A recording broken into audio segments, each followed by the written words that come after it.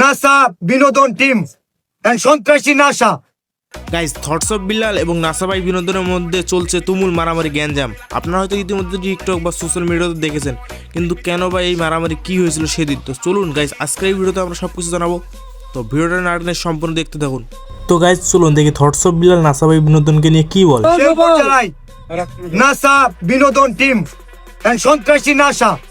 সে না আছে নিজের সামর্থ্য সাধ্য নিজে দেওয়ার, না আছে এই কাজটা সম্ভব করা, কোনোটাই চায় না।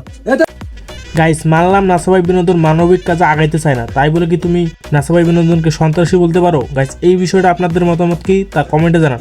তো এরপর চলুন দেখি থটস অফ বিল্লাল আরো নাসাবাইকে নিয়ে কি বলে। ও কোন দেশের প্রেসিডেন্ট? ওকে যে ওর আমার ফোন দিয়ে আসতে হবে, এই কনিমিয়া প্রসঙ্গে সে চ্যাপ্টার তুলছে। তার সামর্থ্য নাই, তার সাধ্য নাই, তার ভালোবাসার মানুষদের দ্বারাও সম্ভব না, তাহলে কেন আঙ্গুল দিতে যায়? ঠিক ভাই, একদম ঠিক বলছেন। আমি আগামী 24 ঘন্টা ফান্ড কালেক্ট স্টপ। আগামী 24 ঘন্টা আমাদের টাকা দরকার। এখানে 2 লক্ষ কত হয়েছে? 25।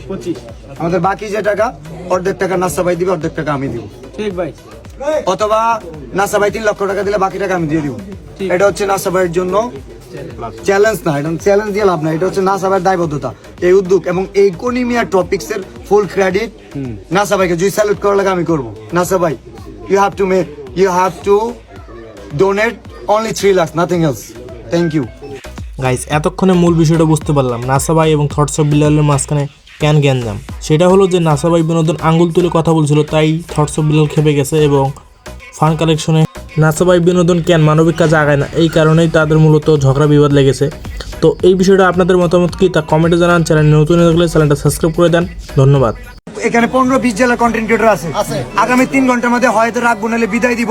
শেরপুরবাসী, শেরপুর সদর নাসার বিরুদ্ধে কি করে আমি এটা দেখবো। ওকে নিয়ে আর কথা বলার কোনো ইচ্ছাই নাই। আর ওর সাইড থেকে যদি আমাকে নিয়ে কথা বলে, আমি চুল পরিমাণ ছাড় দেবো না। চুল পরিমাণ না, আমি বিন্দু পরিমাণ ছাড় দেব।